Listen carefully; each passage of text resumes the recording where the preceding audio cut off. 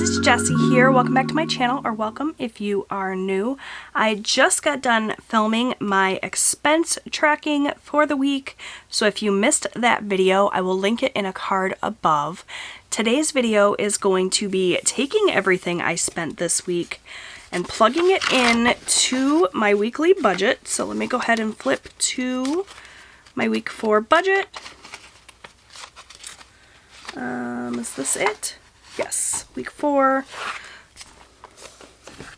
And we are just going to see how we did. So I have my expense tracker here. I have my paycheck budget here. I need to zoom you guys out a smidge.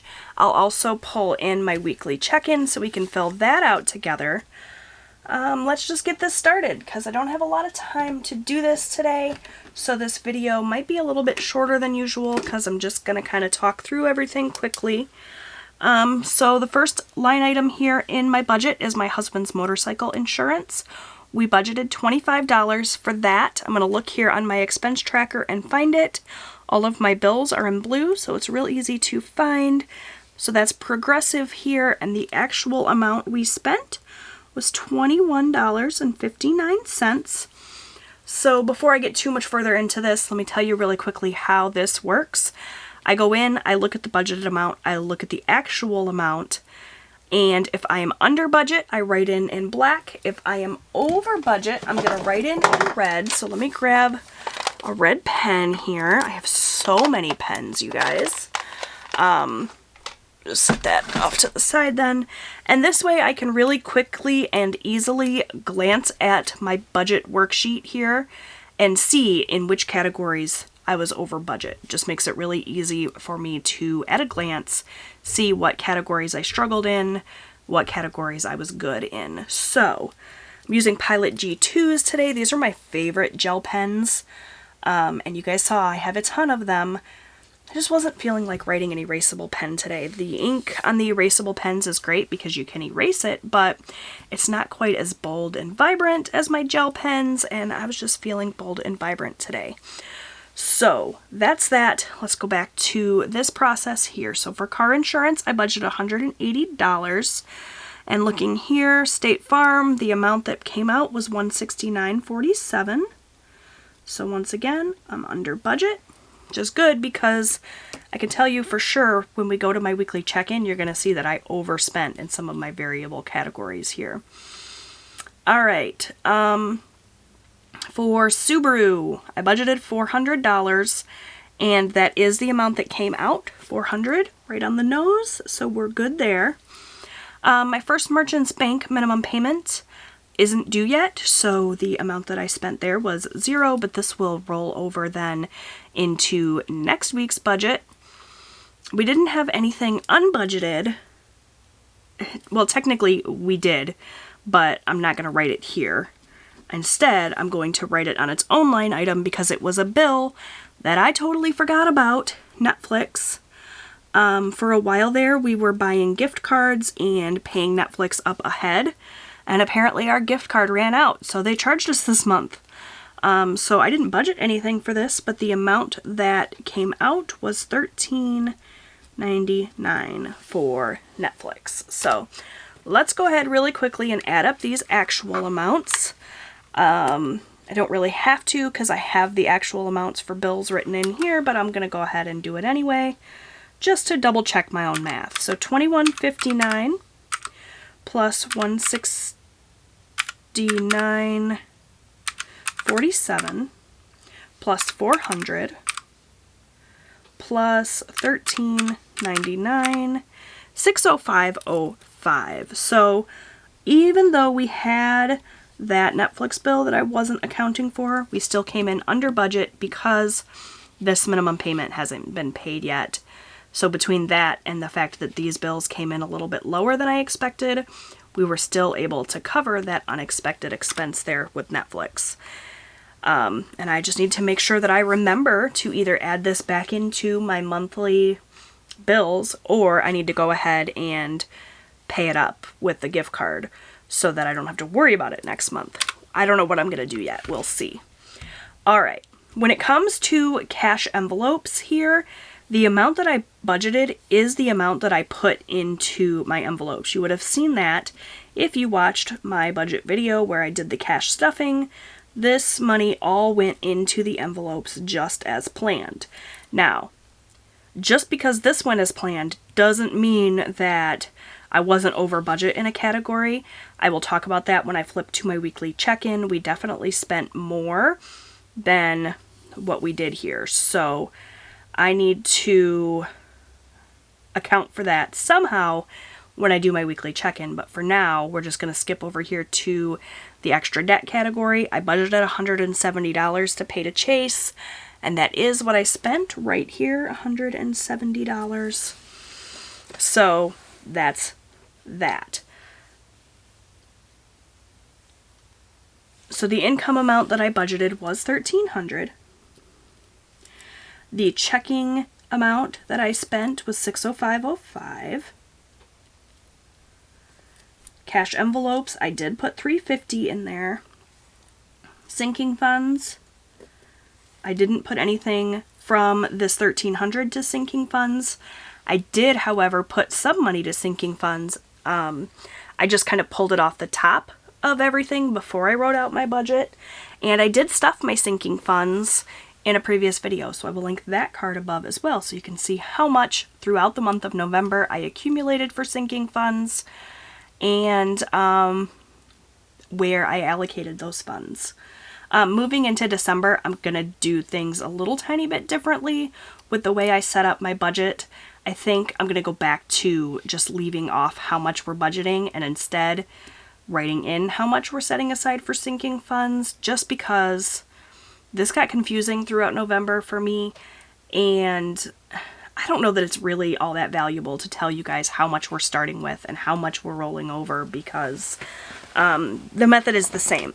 And I did that for a long time, did it that way, and then I switched to showing how much we were budgeting because a lot of people requested that, but I just, it's too confusing for me, and ultimately I have to do what works best for me, because the majority of the reason why I film these budget videos is to keep myself accountable and keep myself on track. And if I'm doing something just for the sake of the video and it's hindering my process, then that's not gonna work for me. So know that when I do December, I'm gonna go back to leaving the total blank and leaving the rollover amount blank. But I'll be sharing how much we're setting aside for sinking funds. Hopefully nobody's too disappointed by that, but I just have to do what works best for me. Alright, so the actual amount I sent to Chase was $170. I forgot to fill that in there, and it is what I did here. So what I'm going to do for my totals section here then is take that $1,300 that I budgeted and subtract the $605.05, subtract the $350, and subtract the $170. And that's going to leave me with $174.95 remaining. However, I'm probably going to have to take some of this to pay the overage in these cash envelope categories, which I'm going to show you guys next.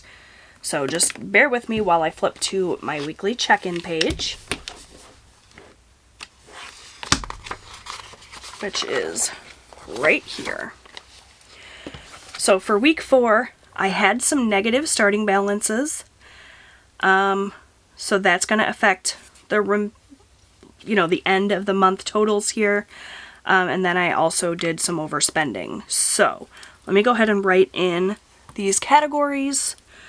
My categories that I track on my weekly check-in are food, my spending, gas, and miscellaneous. So the starting balance for food for week 4 was that -10 that we started with, or that we ended with at the end of week 3. Starting balance for my spending was -50. Starting balance for gas was 44. And the miscellaneous starting balance was 21. So that's what we started with. And then we added money, which is what we were talking about here. So we added $200 to food. We added $40 to my spending. We added $40 to gas as well, I believe. Yep. And then for miscellaneous, we added 20. So then our true starting balance for food was 190. We just took that negative 10, we added 200, that left us with 190. What we spent on food, however, according to our expense tracker here, yikes, $330. So if we take that 190 that we started with, we subtract out 330, that means that we are over budget for the month overall by $140. Yikes, that's a lot. We definitely overspent this last week, and that shows it right there. So we have to come up with this $140 somehow. So let's talk about how we're going to do that. But first, let's go ahead and go to my spending. We started with negative 50. I added 40 to that fund. I didn't spend anything, but that still leaves me with negative $10. So we're $10 over budget for my spending. For gas now, we started with 44. We added 40, so that gave us $84 to work with.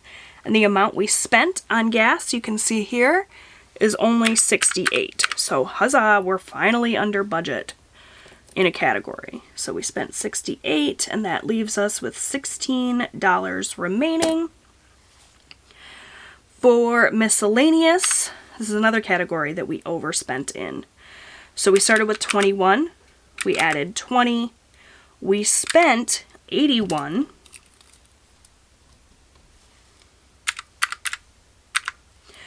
and that left us with negative 40. So we went over budget overall for the month in almost every single category.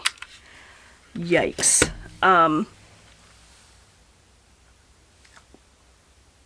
Yeah, I don't even know what to say. It was just a rough kind of end of the month.